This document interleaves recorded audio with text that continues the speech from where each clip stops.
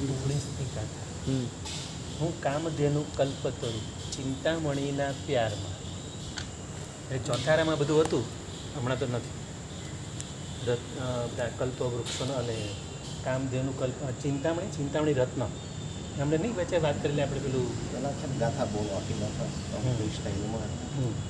આખી ગાથા બોલી હું કામધેનુ કલ્પતરુ ચિંતામણીના પ્યારમાં ખોટા છતાં ઝંખ્યો ઘણું બની લુબ્ધ આ સંસારમાં જે પ્રગટ સુખ દેનાર તારો ધર્મ તે સેવ્યો નહીં મુજ મૂર્ખ ભાવોને નિહાળી નાથ કર કરુણા કહી. એટલે કામધેનુ એવી ગાય આવે કે જેની પાસે જે માંગો તો બધું મળે. એવી ગાય ચોથારામાં થતી કામધેનુ ગાય. કલ્પતરુ ગાય માટે યુદ્ધ થયા છે, આવી રીતે ગાયો માટે. કામધેનુ ગાય માટે યુદ્ધ થયા છે. કલ્પતરુ એટલે કલ્પવૃક્ષ, તરુ એટલે વૃક્ષ. ચિંતામણી રત્ન બી જેની પાસે હોય એને કોઈ ચિંતા જ નહીં. એનું નામ જ ચિંતામણી. બધું એની પાસે મળી જાય જેમાં.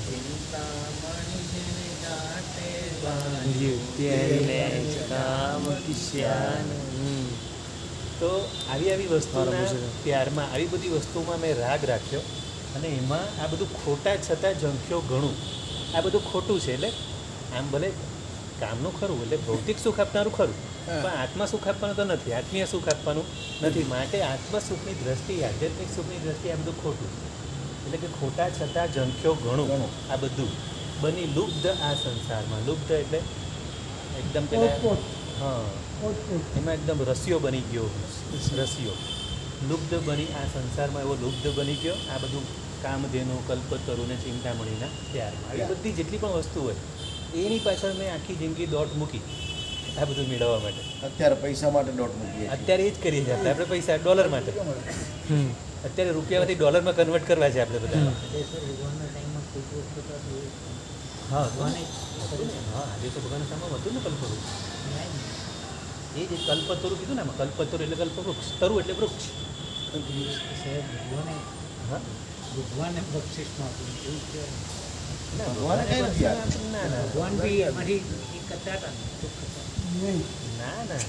ભગવાન એ સમયમાં ભગવાન જન્મેલા હતા. જ્યારે યુગલિક કાળ ચાલતો હતો ત્યારે યુગલિક કાળમાં પ્રભુ જન્મેલા ત્યારે કલ્પવૃક્ષનો કાળ ચાલુ હતો. બધું લેતા હતા લેતા હતા બધું, પણ ભગવાને કઈ આપ્યું નથી, લીધું નથી. ભગવાન એ સમયમાં જન્મેલા હતા. કાળના પ્રભાવે ભગવાને કલ્પવૃક્ષ આપ્યા નથી. કલ્પવૃક્ષ દ્રવ્ય ક્ષેત્ર કાળ ભાવ પ્રમાણે થાય અને એનો કાળ પૂરો થાય એટલે પૂરું થાય. અને પછી પ્રભુએ જેવું ને હવે યુગલિક કાળ પૂરો થાય છે એટલે હવે ફળ આપતા બંધ થયા કલ્પવૃક્ષો. પછી પ્રભુએ રસોઈ કેમ બનાવી શીખવાડ્યું. હા એ પ્રભુ શીખવાડ્યું કે હવે અમારા ખોરાક માટે શું કરવું, તો એમણે શીખવાડ્યું કે હવે તો અનાજને આવી રીતે કરો. પછી જ્યારે પેલો અગ્નિ પર થયો એટલે પછી અગ્નિ પર કઈ રીતે પકાવવાનું, પેલું માટીનું બનાવ્યું તાબડી બનાવી, 72 કળા બધી 72 કળા બધી ચોસ આ બધું પ્રભુએ શીખવાડ્યું. આ બધી કળાઓ શીખવાડી ભગવાન. ભગવાને વૃક્ષ આપે, વૃક્ષનો બધા કુદરતી થાય અને હવે કુદરતીનું પૂરું થયું એટલે કલ્પવૃક્ષનો કાળ પૂરો થતો. ભગવાન આપ્યું બીજું ઓછી ના રહેશે. ભગવાને આપ્યું એવું કોઈ ઓછી નથી, કોઈ કીધું બી નથી. પાર્વતી કોઈ ભગવાન કીધું ભગવાન આપે કરતા જ નથી. કલ્પવૃક્ષમાંથી બધા લેતા હતા ને તેમાંથી ભગવાન જ આપ્યું. ભગવાન જ આપ્યું. હવે જે સમજો છો ને ગિરીશભાઈ કહે છે, ગિરીશભાઈ એવું કહે છે કે કલ્પવૃક્ષમાંથી બધું આહાર પાણી વાપરતા ભગવાન એ વખતે એની વાત એ બરોબર. પછી ધીરે ધીરે બધા કલ્પવૃક્ષ ફળ આપતા ઓછા થઈ ગયા. પછી જ્યારે યુગલે આવીને પૂછવા લાગ્યા પ્રભુને એટલે પછી કીધું કે હવે આવી રીતે આ અનાજના દાણા ખાઓ. પહેલાં અનાજના દાણા જ ખાવા કીધા. પહેલાં મુઠ્ઠીમાં રાખીને મસળીને ખાવ એમ કીધું. પછી કીધું બગલમાં રાખીને ખાવ, થોડી ગરમી થાય, ગરમ કરીને પકાવીને. પહેલાં પચતા નહોતા ને. પછી ધીરે પછી એક વખત જંગલમાં અગ્નિ ઉત્પન્ન થયો. હા 2 લાકડા ઘસાવાથી અગ્નિ ઉત્પન્ન થયો.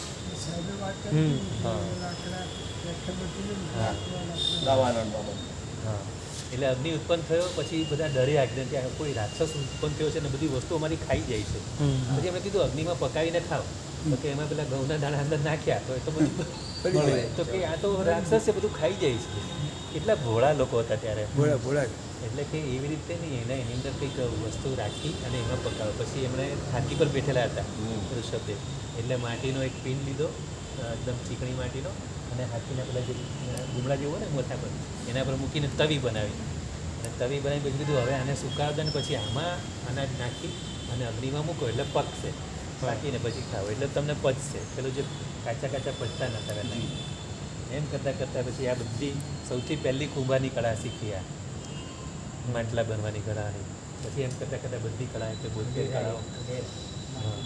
પ્રજાના પ્રતિ. હા, પ્રજાપતિ.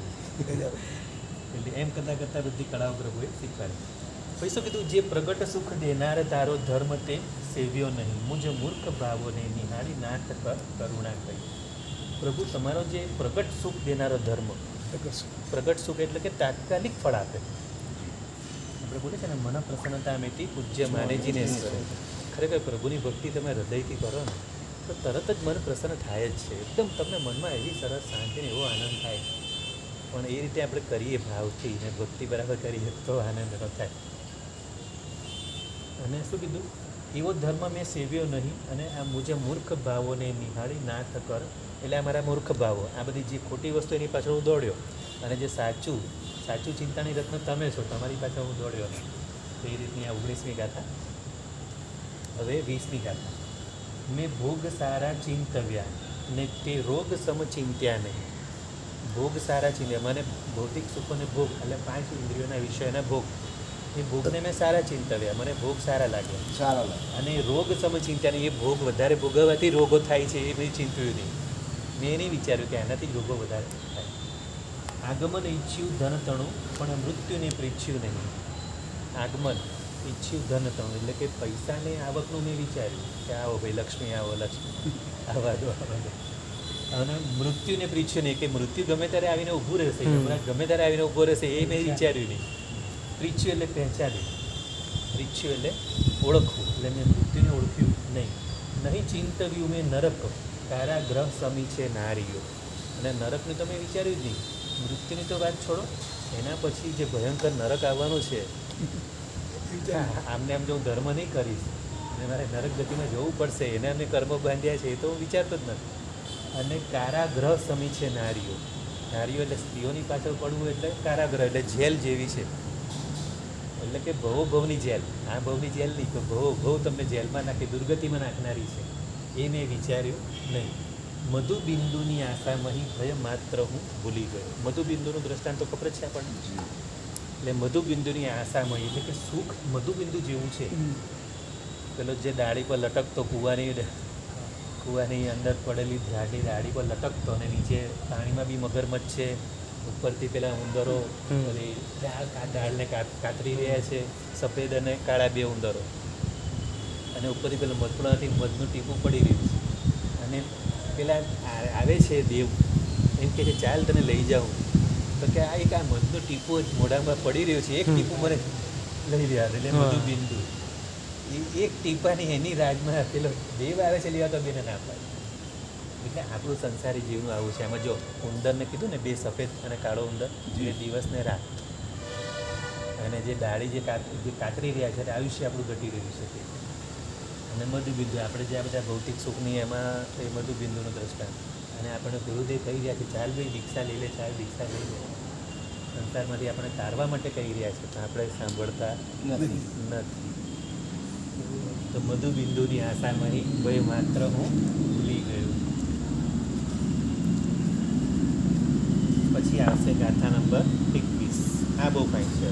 હું શુદ્ધ આચારો વડે સાધુ હૃદયમાં, જો હમણાં જ વાત આવી ને મધુબિંદુમાં ગુરુદેવ આવી ગયા, હવે તરત સાધુની વાત ગુરુ એમ કનેક્શન કેટલું મસ્ત ગોઠવેલું છે. હું શુદ્ધ આચારો વડે સાધુ હૃદયમાં નવ રહ્યો, કરી કામ પર ઉપકારના યશ પણ ઉપાર્જન નવ કર્યો. આ યશ નામ કર્મ જે બાંધવાનો હોય, પરોપકારથી વધારે બાંધાય. કોઈના પર પરોપકાર કરીએ, કરી કામ પર ઉપકારના યશ પણ ઉપાર્જન નવ કર્યો. વળી તીર્થના ઉદ્ધાર આદિ કોઈ કાર્યો નવ કર્યા, જીર્ણોદ્ધાર વગેરે પણ મેં કંઈ કર્યું નહીં. ફોગટ અરે આ લક્ષ 84 તણા ફેરા કર્યા.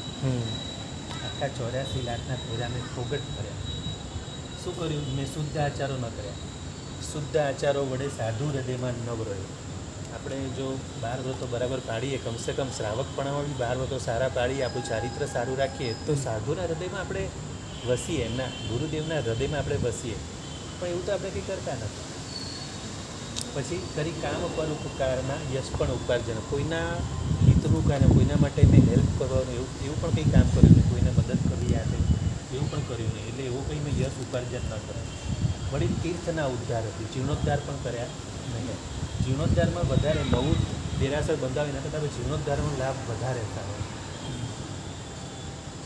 અને પોગટ અરે આ લક્ષ 84 તણા ફેરા કર્યા, આ 84 લાખ ફેરા મારા માંડ મનુષ્ય ભાવ મળ્યો, પણ આ મનુષ્ય ભાવને મારે જે રીતે જીવવો જોઈએ એ રીતે હું જીવ્યો નહીં.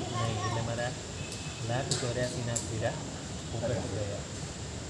અમે એમ વિચારીએ બીજા નથી કરતા એના કરતાં થોડું કરીએ છે ને આપણે થોડું ઊંચું માનીએ. અને તો એમાં સંતોષ નથી માનવાનો, જો ધર્મમાં સંતોષ નથી એમની માનવાનો. એટલે એવું માનીએ. હા, આપણે બધા નથી કરતા ને અમે અહીંયા આવીએ છીએ બધવાઈએ છીએ. હા, એ તો બરાબર છે. એ પણ જ્યારે સામેવાળી વ્યક્તિ તમને કહે તો બરાબર છે, તમારે જાતે ન બોલાય. એમાં અહંકાર આવી જાય. હા, આપણે બોલે તો અહંકાર આવે. આ પ્રશ્ન આવતા હા. જનરલી તમારા માટે તો વાત જ એમ ભાઈ. તમારી આ જનરલી વાત છે. કે આપણે તો અહંકાર આવી જાય કોઈ આપણા. સામેથી આપણું કે તો વાત જુદી છે, તોય આપણે એને અટકાવવું ના ભાઈ, ના, મારી પ્રશંસા કરવા જેવી નથી, હું પ્રશંસાને યોગ્ય નથી એમ કહેવાય. પછી ગુરુવાણીમાં વૈરાગ્ય કેરો રંગ લાગ્યો નહીં મને. ગુરુવાણીમાં વૈરાગ્ય કેરો રંગ લાગ્યો નહીં. રોજ પ્રવચન સાંભળે છે પણ વૈરાગ્યનો રંગ ચડતો જ નથી આપણા. દુર્જન તણા વાક્યો અહીં શાંતિ મળે ક્યાંથી મળે? દુર્જન તણા વાક્યો અહીં શાંતિ મળે મને ક્યાંથી મળે? તો દુર્જનના વાક્યો રોજ સાંભળું છું ને એમાં તો મજા આવે છે. નિંદા રસ સાંભળવામાં બહુ મજા આવે છે. આખા ગામની નિંદા થતી હોય ત્યાં બેસી રહેવાનું ગમે, ઓટલા પર બેસી રહીએ, 4 ચોટલા ભેગા થાય ને ભાગે ઘરના ઓટલા મળે, 4 ચોટલા અને ભાગે ઘરના ઓટલા. દુર્જન તણા વાક્યોમાં શાંતિ મળે ક્યાં? તરું કેમ હું સંસાર આ અધ્યાત્મ તો છે નહીં ચડ્યા. સંસારનું તરું કેવી રીતે? અધ્યાત્મ નામનું તો કંઈ છે નહીં અંદર, મારામાં કંઈ અધ્યાત્મ જેવું કંઈ છે નહીં. આત્મા પ્રત્યે કોઈ મને રસ નથી. તૂટેલ તળિયાનો ઘડો જલથી ભરાય કેમ કરી? એટલે કે જે ઘડો એવો હોય કે નીચે કાણો હોય એને તમે ગમે એટલો ભરવા જાઓ જળ ભરાય જ કેવી રીતે? તૂટેલ તળિયાનો ઘડો એટલે કે મારું આ અધ્યાત્મ નથી, એટલે હું તૂટેલ તળિયાનો ઘડો છું. અધ્યાત્મ વગરનો જીવ તૂટેલ તળિયાનો ઘડો કીધો છે, જો સમજો અધ્યાત્મ કેટલું જરૂરી છે. એટલે તૂટેલ તળિયાનો ઘડો જલથી ભરાય કેમ? જલ એટલે જલરૂપી જ્ઞાન. અધ્યાત્મ વિશે થોડું ઘણું આપણને ઇન્ટરેસ્ટ હોય, રસ હોય, અને રોજ તત્વજ્ઞાન વગેરે સાંભળીએ, ગુરુ ભગવાન પાસે થોડી વાર બેસીએ, પ્રવચન પછી પણ એમની પાસે બેસીએ કે મને આ સમજાતું નથી, મને સમજાવો. જેમ પેલા શ્રાવકે કસોરી માં છે ને મને બેસતું નથી, મને બેસતું નથી. એ તો શ્રાવક તો જ્ઞાની હતા પણ એનો તો ગુરુદેવને બેસાડી દીધું. પછી 22 દાડા થઈ, 23, 24 ને 25 મહિના બહુ છેલ્લી જ છે એનો તો. એમાં ખાલી છેલ્લો હેતુ ને લક્ષ્ય ને ફળ ને બધું આપ્યું છે.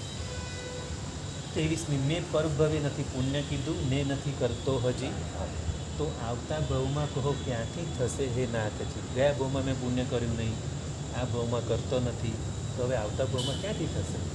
કેમ કે મેં સંસ્કાર જ નથી પાડ્યા પુણ્ય કરવાના, કોઈને હેલ્પ કરવાના, કોઈને સાથ આપવાના વગેરે એવા સંસ્કાર મેં પાડ્યા નથી.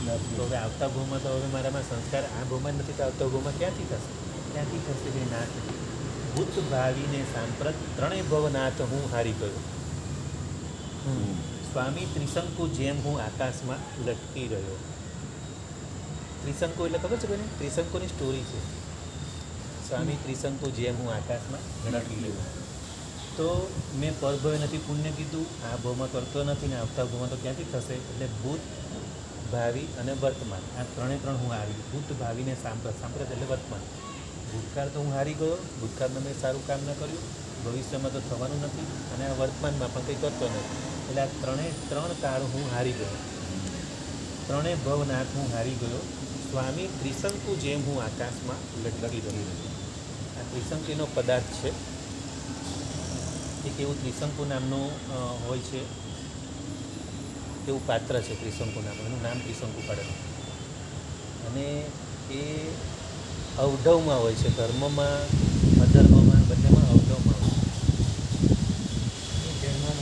હા, એટલે પૂરેપૂરું આધ્યાત્મિકતામાં પણ નહીં ને પૂરેપૂરું એમાં પણ નહીં, અને એને કારણે કોઈની પાસે કંઈ તપ કરવા જાય છે જંગલમાં અને પછી કંઈક સ્વર્ગલોકની કામના કરે છે, અને જેની પાસે માંગે છે એ પણ એવા જ મળ્યા એના, એટલે એ બી એની પરીક્ષા જ કરતા હોય છે. એટલે એ બાજુ દેવલોકમાં જવાનું કહે છે, સારું સારું તો આટલું તપ કરે દેવલોક મળશે, અને આ પાછું એનું મન પાછું આ બધું સંસારમાં રહે છે, એ લોક પરલોક એવું બધું, આ લોક ને પરલોક, એમાં એવું થાય છે. હજી મને પદાર્થ થઈ ગયો પણ બસ એવું જ છે કે એને એવી ગતિ થાય છે, ન દેવલોકમાં જઈ શકે કે ન અહીંયા રહી શકે, એવી રીતે એનું અધૂરું રહી છે અને આકાશમાં લટકી રહી છે. એટલે આપણી જૈન શાસ્ત્રની આ સ્ટોરી નથી, આ અજૈનની સ્ટોરી છે, જૈનેતરની સ્ટોરી છે, પણ ત્રિશંકુ નામ પ્રખ્યાત થઈ ગયું. એટલે આપણે ગાથામાં એમને ત્રિશંકુ તરીકે, કેમ કે આનો દાખલોમાં બેસે છે બરાબર, કે ભૂત ભાવીને સાંપ્રત ત્રણેય ભાવને હારી ગયો, એટલે ત્રિશંકુ એટલે ત્રિકોણ જેવું ત્રિશંકુ, નહીં આમ જાય નહીં આમ જાય કે નહીં આમ જાય, કંઈ ઠેકાણું નહીં એવું. ભૂતકાળમાં કંઈ કર્યું ન ભવિષ્યમાં કરીશ અને વર્તમાન પણ હારી ગયું, એટલે આકાશમાં લટકી રહી છે. એ ત્રિશંકુ તપ તો કરે છે પણ છતાં બી આકાશમાં લટકી રહી છે, એનો કંઈ ફાયદો મળ્યો નહીં, ન સ્વર્ગલોકમાં જઈ શક્યા, નહીં મનુષ્યમાં રહ્યા, નહીં પિરિયન્સમાં, કંઈ વ્યંતરયોનીમાં પણ ભટકે છે, એવું કંઈક છે આમાં. એવી રીતનો દાખલો છે, મને એક્ઝેક્ટલી મને યાદ નથી, પણ ક્યારેક આપણે ત્રિશંકુનો કદાચ આપણે લઈ આવીશું. પછી 24મી ગાથા, અથવા નકામું આપ પાસે ના તસું બકવો ગણો. આટલી બધી આ બધા દોષો તો કાઢ્યા, પણ હજી પણ કહે છે કે હે પ્રભુ, હવે આપની પાસે ખાલી બકબકાટ કરવો, મારે બકવાસ કરીને શું ફાયદો? હે દેવતાના પૂજ્ય, આ ચારિત્ર મુજ પોતા તો, મારું ચારિત્ર જ ક્યાં એવું સારું છે કે પ્રભુ આપની આગળ હું બધું કહું એમ. જાણો સ્વરૂપ ત્રણ લોકનું તો મારું શું માત્રા, ત્રણેય લોકનું સ્વરૂપ તમે જાણો છો. કેવળ જ્ઞાન ભગવાને તો બધા પદાર્થો પૂરેપૂરા દેખાય પ્રભુને, એક જીવ કે અજીવ બધું જ. તો જાણો સ્વરૂપ ત્રણ લોકનું તો મારું શું માત્ર, આ જ્યાં ક્રોડનો હિસાબ નહીં ત્યાં પાઈની તો વાત કે, એટલે હું પાઈ જેવો છું, તમારે તો કરોડોનો હિસાબ, તમારે અનંતા જીવનો તમને હિસાબ મોડે હોય, હવે મારો હિસાબ ક્યાં રાખવાનો?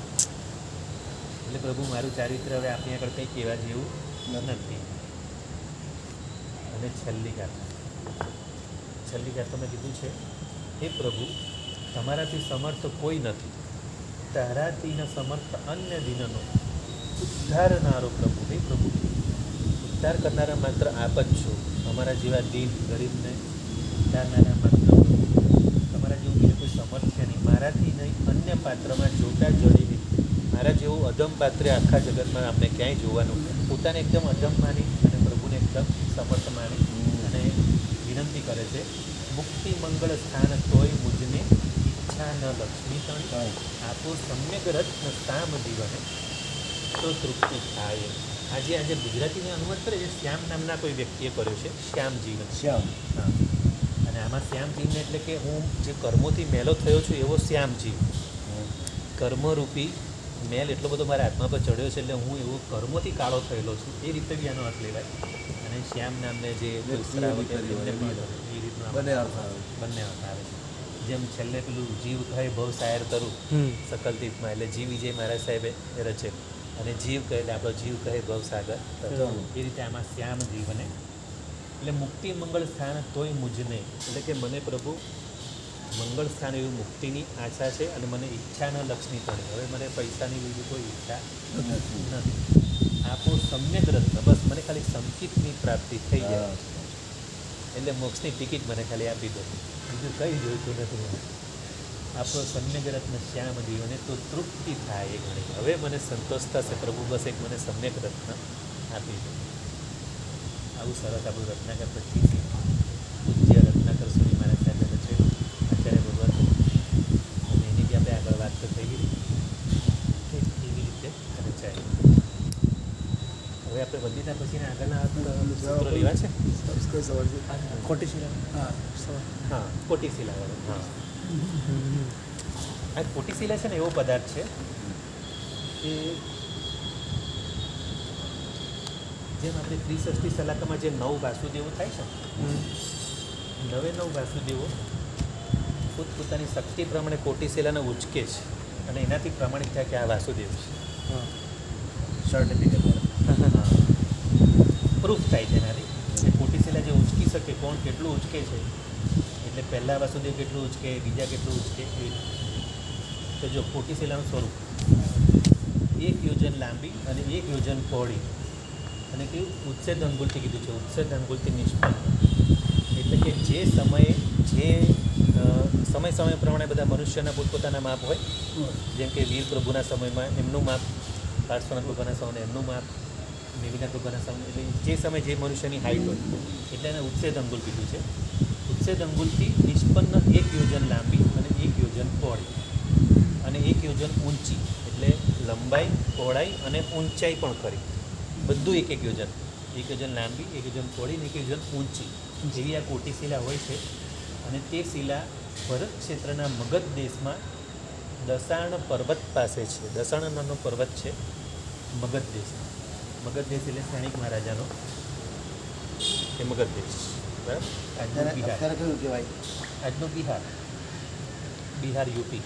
આખું બિહાર ગણ્યું મતલબ હા, બિહાર. જો આ મગધ દેશ તો બહુ મોટો ત્યારે, અચ્છા. આર્યાવર્ત દ્રષ્ટિએ તો મગધ દેશ ઘણો મોટો, એટલે યુપી, બિહાર એ બધું આવી જાય. યુપી, બિહાર, ઝારખંડ, છત્તીસગઢ એ બધું આજનું બધું અંદર આવી જાય. ત્યારે મગધ બહુ મોટો હતો. અને મગધ પછી માળવા હતો, એટલે મધ્યપ્રદેશ વચ્ચેનો એ માળવા. અને પછી આ ઉપર આ બાજુ રાજસ્થાન, એને મરુ દેશ કહેતા. માળવાની બોર્ડર અને હા, એ મરુ. એમપીની બોર્ડર અને રાજસ્થાનની બોર્ડર બધું હા, માળવા. એ રાજસ્થાન એ મરુ દેશ કહેવાતો, મરુ. મરુ એટલે દેશ. હા, એટલે મારવા. એટલે આ બાજુ રાજસ્થાન, આ બાજુ મધ્યપ્રદેશ, અને આ ઉપર એટલે મગધ એની ઉપર. આજે બી યુપીનો સૌથી મોટો વિસ્તાર તો યુપી છે ને. હા, હા, સૌથી મોટામાં તો એ મગધ. તો એ મગધ દેશની અંદર દસાણા નામનો પર્વત છે. મગધ દેશમાં દસાણ નામનો પર્વત છે. પર્વત પાસે આ કોટિશિલા છે. અને આ કોટિશિલા પર્વત ઉપર આપણે જઈ શકાય? હા, જઈ શકાય. અને આ કોટિશિલા ઉપર શાંતિનાથ ભગવાનના કયા પ્રથમ ગણધર સંખ્યાતા મુનિવરો સાથે મોક્ષે પધારેલા છે. આ કોટિશિલા પર બેસીને શાંતિનાથ ભગવાનના જે ગણધર હતા, પ્રથમ ગણધર સંખ્યાતા મુનિવરો સાથે. સંખ્યાતા એટલે ઘણા બધા, સંખ્યા એનો આંકડો નથી. અને જો આ જ્યારે કોટિશિલા હોય ને, આપેલું છે વાસુદેવો ક્યારેક ક્યારેક એ રીતે ઉચકે છે.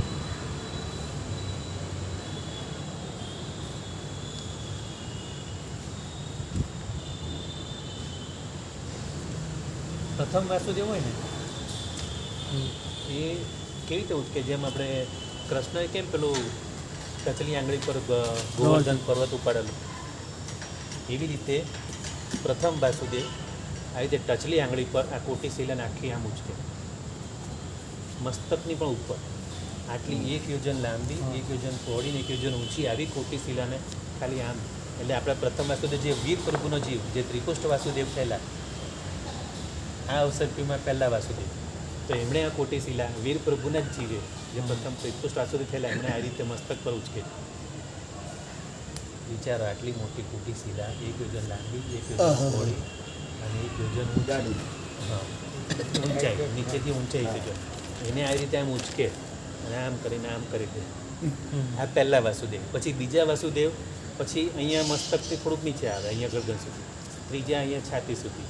ચોથા અહીંયા સુધી. એમ કરતાં કરતાં જ્યારે છેલ્લા 9મા વાસુદેવ, જે કૃષ્ણ વાસુદેવ, એમણે ખાલી જાનુ સુધી માંડ થોડીક ઉચકી અને પછી મૂકી દીધી.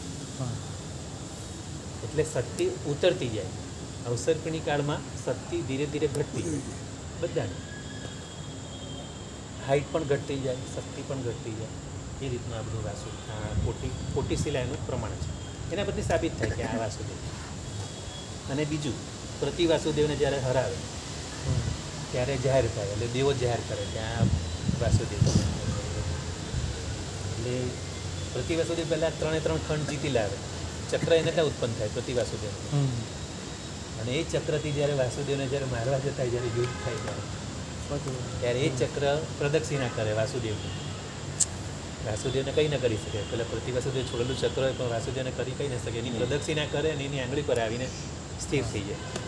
પછી એ જ ચક્રથી પ્રતિવાસુદેવ મૃત્યુ થાય અને ત્યારે જાહેર થાય કે આ વાસુદેવ. પ્રતિ વાસુદેવ બધી મહેનત કરે અને વાસુદેવ બધું રેડીમેડ, બધું ભાણું, બધું તૈયાર વાસુદેવને મળી જાય. એટલે પુણ્ય, આમ તો પુણ્યનું છે. વાસુદેવનું પુણ્ય વધારે હોય. ચાલો હવે એવું છે આગળ નારદ અને વાસુદેવમાં ફરક કેમ?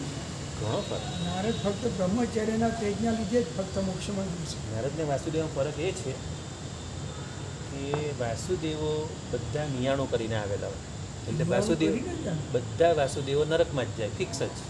અને દીક્ષા લેતો વાસુદેવનું નરક ફિક્સ જ. દીક્ષા ન લઈ શકે વાસુદેવ. વાસુદેવો કોઈ દીક્ષા લેતા નથી. ફિક્સ જ છે આ બધું. નરક ફિક્સ છે તો પછી એ લોકો એમાં નરક ફિક્સ જ છે. ફિક્સ નહીં કરે અને નારદો નરકમાં જતા નથી. દેતા નથી. બે વસ્તુ બે બ્રહ્મચર્યના લીધે જ ને ફરક. નારદો બધા મોટાભાગે વિદ્યાધર મનુષ્ય હોય છે અને એ લોકો પ્રભુની દેશના સાંભળી આજીવન બ્રહ્મચર્ય પાડતા હોય હા, મેં એ જ. અને પ્રભુની દેશના સાંભળી દીક્ષા લઈ અને એ જ ભાવમાં શુદ્ધ સંયમ પાડે મોક્ષે. આપણે અહીંયા નારદની વેલ્યુ નહીં કાંઈ. હા. નારદને કેમ કે આ નારદ છે એમ થાય કે આ નારદ.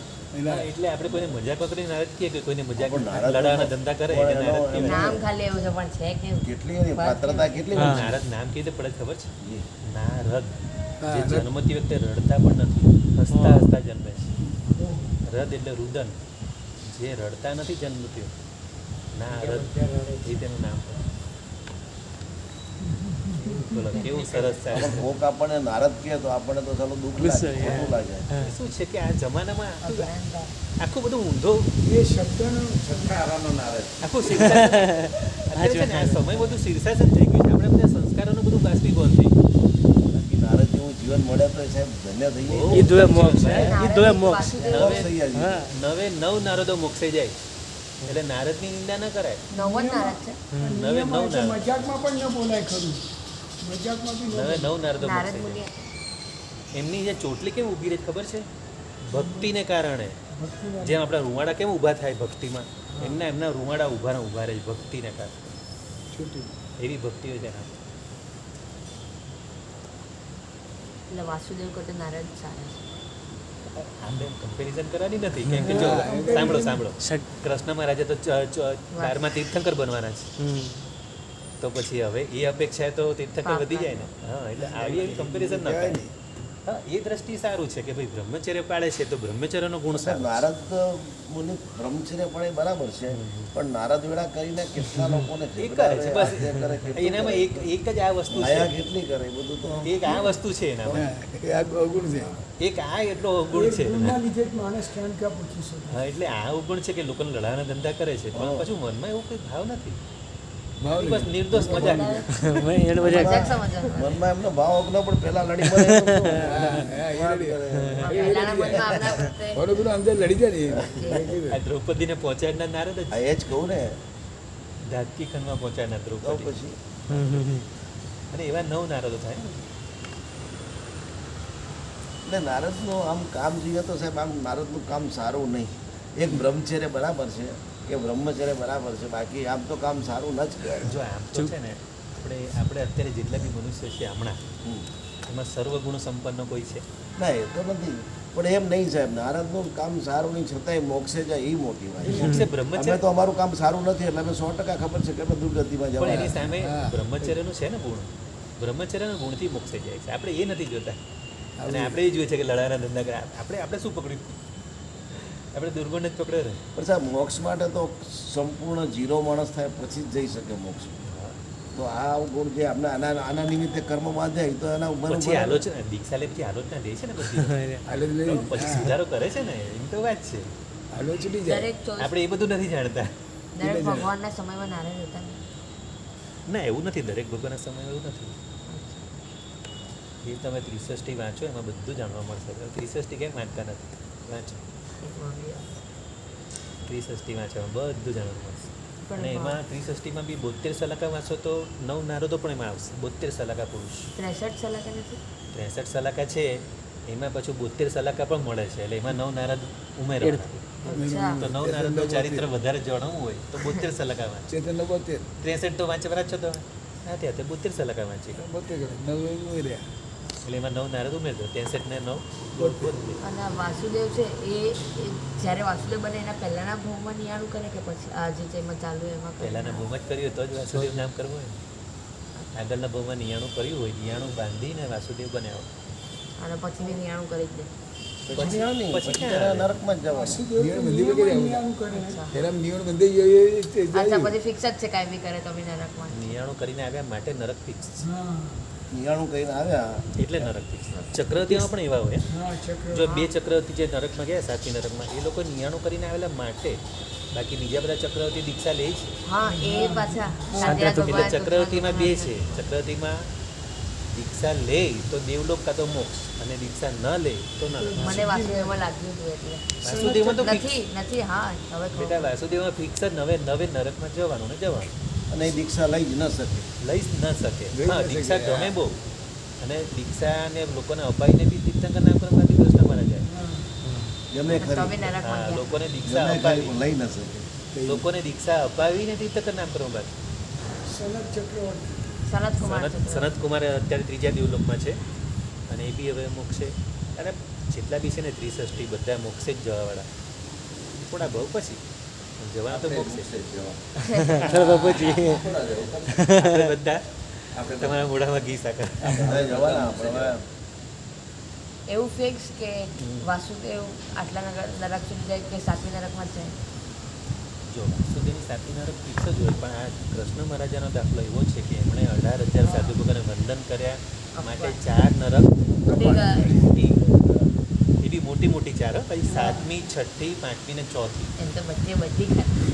તો આના પરથી શું વિચારો કે સાધુ ભગવાનને વંદન ભાવથી કરવાથી એ બી વાંદના વાને આપેલા રાઈટ હા યસ એ રાઈમો પોતે એક જ હવે તે જુદું નથી એ વાંદના કેટલા ભાવથી કર્યા એને કહેવાય દ્વાદશ આવર્ત વંદન વાદશાવર દ્વાદશ આવર્ત વંદન તો વિચારો એમાં કેટલું ઇમ્પોર્ટન્ટ છે કેટલું મહત્વનું છે કર્મ નિજરા માટે સૌથી બેસ્ટ દ્વાદશ આવર્ત અને હજી હાસ ના બોલ્યા હોત તો હા એવું પછી બોલ્યા ને ના ના એ હાસ એ તો પછી ભગવાન પાસે આવીને બેઠા અને એમ કીધું કે હાસ મારો બધો થાક ઉતરી ગયો એમ ના આજે હું વધારે થાક્યો છું એમ કીધું પછી ભગવાને કીધું તમે વધારે થાક્યા ને તમારો ઘણો બધો થાક ઉતરી ગયો ભગવાને કીધું એટલે કે કેવી રીતે એટલે તમારી 4 નરક તૂટી અને પાછા ઊભા થયા કે કેમ હવે થાક લાગેલો હતો ને હવે ન થાય કે હવે તમને લોભ આવ્યો એટલે હવે ન લો ભાઈ પહેલાં જે ભાવથી કર્યું હોય અને પછી હવે તમે ઊભા ફેર થાવ પડી જ જાય. ફરક પડી જાય ને એ કે પછી સ્વાર્થ આવી પેલું જાણ્યું નહોતું પહેલા. જાણ્યા પછી કર્યું એટલે હા હવે સ્વાર્થ આવી હા સ્વાર્થ આવી એટલે ગયો. સ્વાર્થ આવે એટલે લોભ આવે હમણાં એવું જ છે સમજ્યા પછી આપણને એટલે આપણને કોઈ જય શ્રી કૃષ્ણ કે આપણા બીજા બધા દોસ્તારો જય શ્રી કૃષ્ણ આપણે એને જય જિનેન્દ્ર કહેવાનું પછી કે ને કેમ એમ તો કે તમે જેને જય શ્રી કૃષ્ણ કહો છો એ જ અમારા તીર્થંકર થવાના છે તમારા જ કૃષ્ણ મહારાજા હવે તીર્થંકર થવાના છે તો હવે અમને એમને જય જિનેન્દ્ર કીધા અમે તો સારી પોસ્ટ બતાવી છે ને હજી અમે ઊંચી પોસ્ટ બતાવી હા, તમે નીચી બતાવો અને તમે નીચી પોસ્ટ અમે તો ઊંચી પોસ્ટ બતાવી છે અમે તો તમારું વધારે સારું વિચારીએ છીએ આવું બોલતા આવડવું જોઈએ તમારી એ જોડે. લોકો ક્યાં એવું માને છે નરક? હા એ લોકો ભગવાન સમજે છે ને. એ બધું નહીં કહેવાનું એ નરક બરફનું નહીં કહેવાનું હા, એ તો આપણે કેમ વધારે તીર્થંકર વાંચવાનું. બનો એ કહેવાનું આપણે પોઝિટિવ વાત કરવાની તો એ લોકો બી ભગવાન જ નરકવાળું નહીં સમજે છે ને કહેવાનું હા એ લોકો બી ભગવાન જ સમજે છે ને. અત્યારે શું છે ને સમજે છે અને હોવું બેમાં ફરક છે. હા પણ હું આપણે ક્યાં એને ફેક્ટ હમણાં કહેવાના એટલે એ કહેવાનું કે ભાઈ તમારા જે કૃષ્ણ છે ને એ હવે અમારા તીર્થંકર બનવાના છે હા એ 12મા તીર્થંકર આવતી 24 બનવાના છે અમમ સ્વામી કયા સ્વામી? અમમ અમમ સ્વામી આમ સ્વામી. ચાલો નવો પ્રશ્ન આપીએ કાલના માટે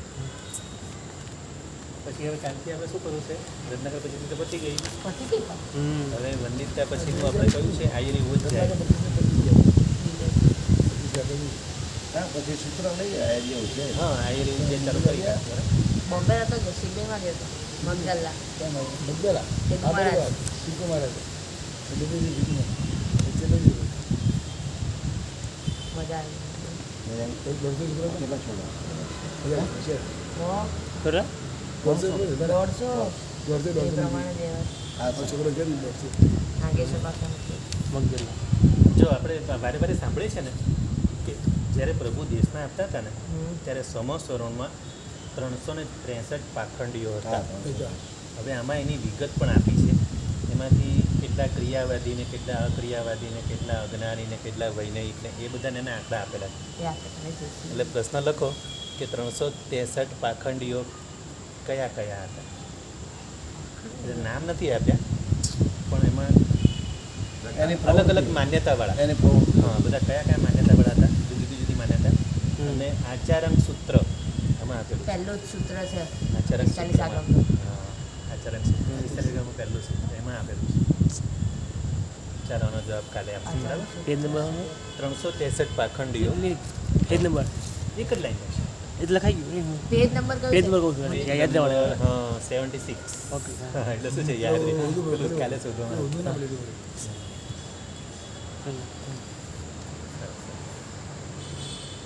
તો શિબિરમાં મજા આવી વ્યાખ્યાન જોરદાર છે. ચિંતા જ્ઞાન રૂપ બોલે. એક જ વાત ના કરી